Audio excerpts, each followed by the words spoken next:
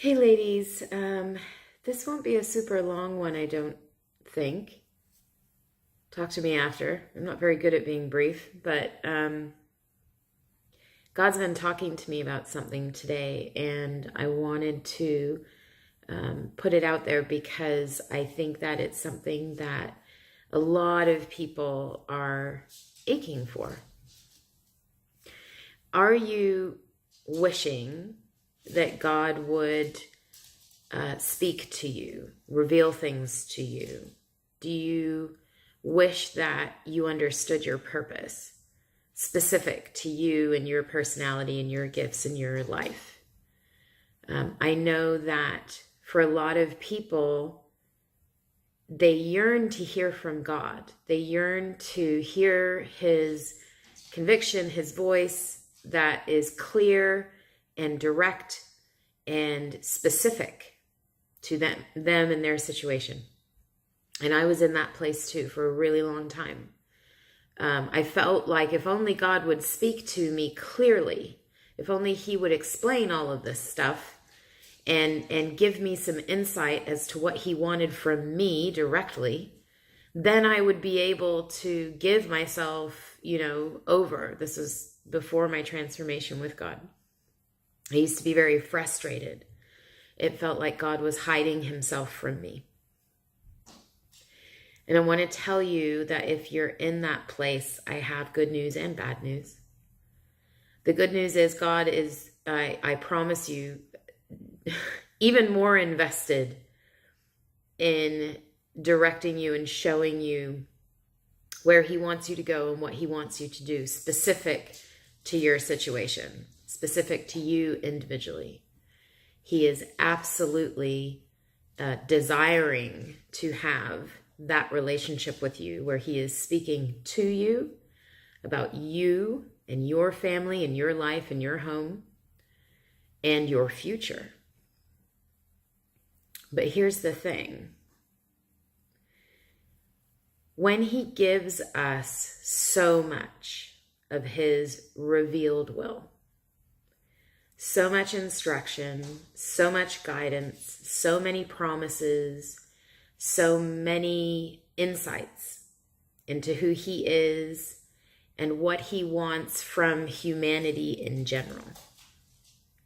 When He offers us those precious gems of knowledge, and we are not willing to give time or attention or investment or obedience to the things we already know have been revealed by God, why should He reach out with special knowledge for you if you are already treating His, if you want to call it general knowledge, with dismissal or contempt or skepticism?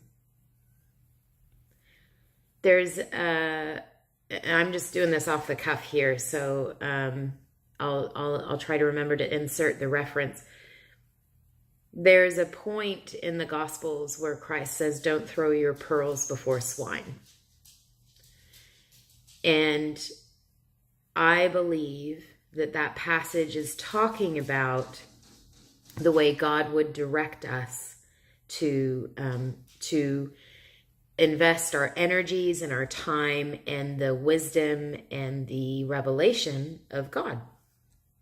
Basically, that where someone or something treats Him with disdain, not that they disbelieve necessarily,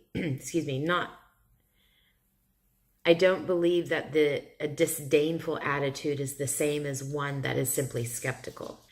So I don't want to give the wrong impression here. I don't want to let anybody be deceived. I'm not saying that to invest or to speak truth or to offer wisdom to someone who is skeptical of God is throwing pearls before swine. That's not what I mean.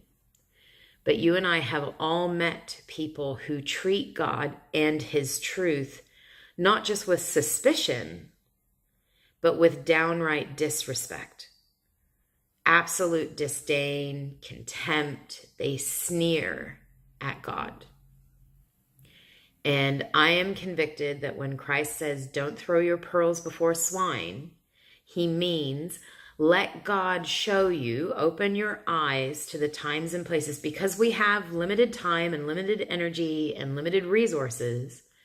Let God direct those resources to the most fertile soil, where someone will trample God's truth or God's wisdom or God's precious treasure into the mud. Don't place it there. Let him show you where you can offer God's truth and God's wisdom and his treasure in places where it might take root.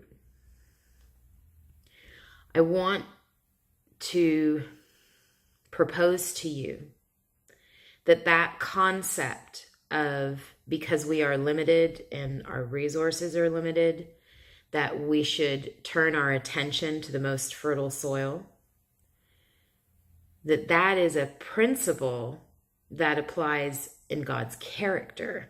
Now, he's not limited. So for him to choose not to offer something, it's generally an act either of wrath or of discipline. Someone who has truly turned their back on God will be left to their own devices. And that's an act of God's wrath. But for those of us who belong to him, but are perhaps not treating him with the respect or the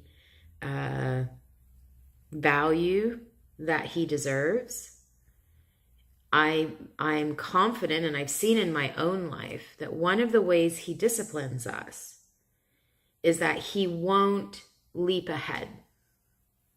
He may very well, in fact, I know he does, right now, today, have knowledge and information and understanding for you. It promises that the Holy Spirit is here to teach us. He promises that the Holy Spirit will tell us what's to come. None of us is somehow an exception from God's promises. So if that's not happening in your life and it's something you desire, I'm willing to bet that I know that in your life, his word is not treated as precious.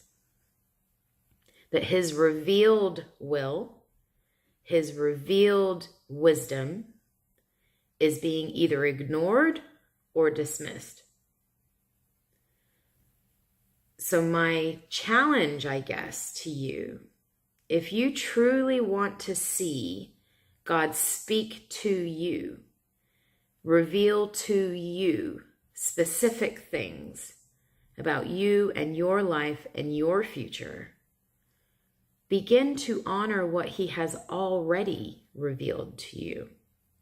Now, that does not mean that you have to read the whole Bible in a week and upheave your entire life in an attempt to try to work to gain God's honor. This is not about trying. This is about trusting. It's about developing a relationship with God that fulfills and satisfies you. If you want that, if you know you want it, stop treating his wisdom and his treasure like it's trash to be thrown in the mud. I know that's probably not how you're consciously thinking about it. I certainly didn't before. I wasn't sitting there on a daily basis thinking, the Bible's worthless and God's revealed nothing. All that I thought was, I'll do that tomorrow. And then as I walked through my day or as I hit situations, I would be angry with God that things were so confusing and he was hiding himself from me. And it wasn't until he intervened and I started to apply some of his truth that I found a whole new relationship with him and understanding that I had never had before. And it happened even before he transformed me. In the months leading up to that, for the first time, I was pursuing God, pursuing his truth. And he flooded that with emotional comfort, understanding of his word, resources to help people to be tools and help me grow. The second that my heart turned and was willing and ready to be not my own answer, not because I'm smart, not because I'm interested, or not because I'm good enough to figure it out, and not because I behave so well that God's going to bless it. Just plain a child sitting at dad's feet saying, teach me, and willing to absorb and willing to make mistakes and let him show me that. So much changed for me when my attitude towards God's word shifted. It stopped being that I needed a special revelation. It stopped being that I needed a unique calling. And it started just being, I want to understand myself and my God and my life. And his word seems to be able to do that. So I'll start reading it. And in a few short months, he completely transformed me, made me new again. It was a literal miracle. And it wouldn't have happened if I hadn't stopped trying to fix everything myself, trying to do everything myself, and just not trust God or not see any value in what he had revealed. If you want to know God's purpose for you, if you want to know things that are unique to you and your situation, and you want to be confident about the relationship that you have with him, the place to start is in his word. And on a practical note, I'll say two things. The first is start in the New Testament, not because the Old Testament is wrong or bad or anything like that, simply because starting in the Gospels with Jesus lets us see how God dealt with the world face to face. Jesus says, if you see me, you see my Father. So you can put yourself in the shoes of the people that Christ is interacting with, and you can see what he thinks you should do in the different situations in your life. In fact, I'd encourage you to just sit in the Gospels until you feel like you know who Jesus is. Not just know what he says, but know who he is. What's his personality? What does he like? What does he not like? What's his emotional tone? How does he deal with different situations or different attitudes in other people? Until you feel like Christ is your friend, there's no need to go anywhere else.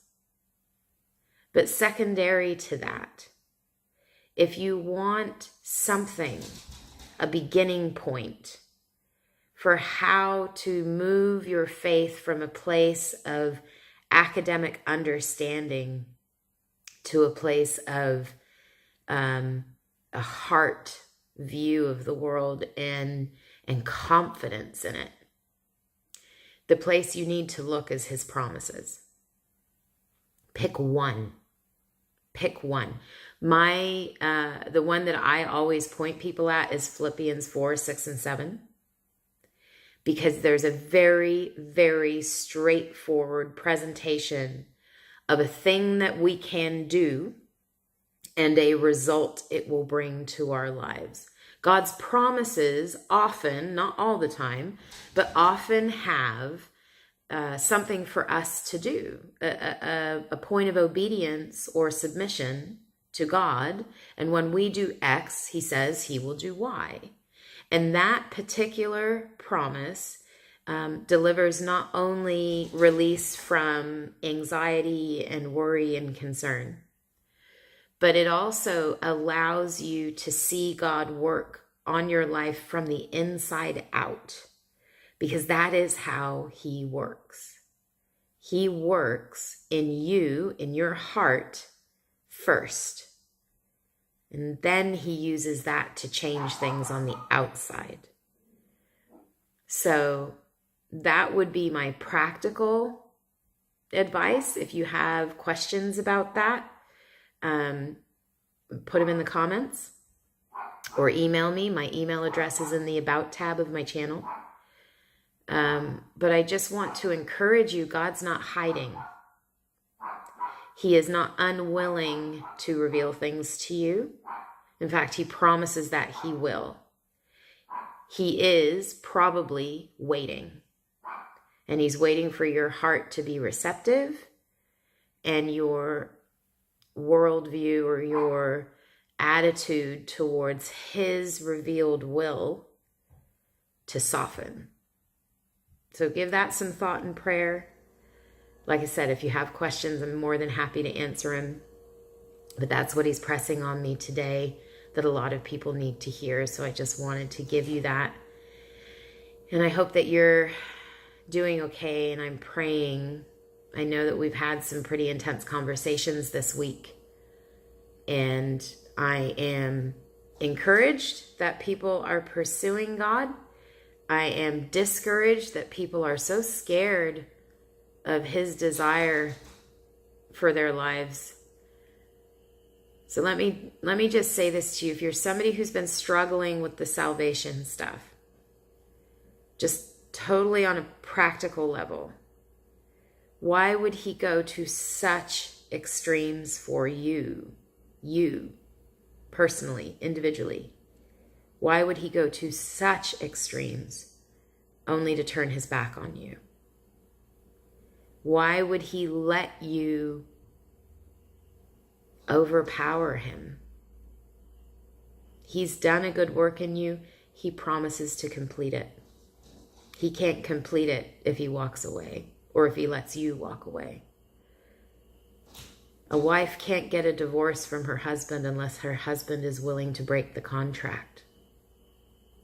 Just give it some thought and some prayer and let God lead you on that. But my prayer for all of you is that by, through whatever process it might take, you will reach a point where you have utter confidence in how much he loves you and in how willing and patient he is to walk through this sinful, corrupted life with you.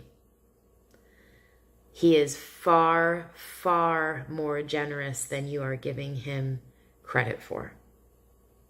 I'll talk to you soon.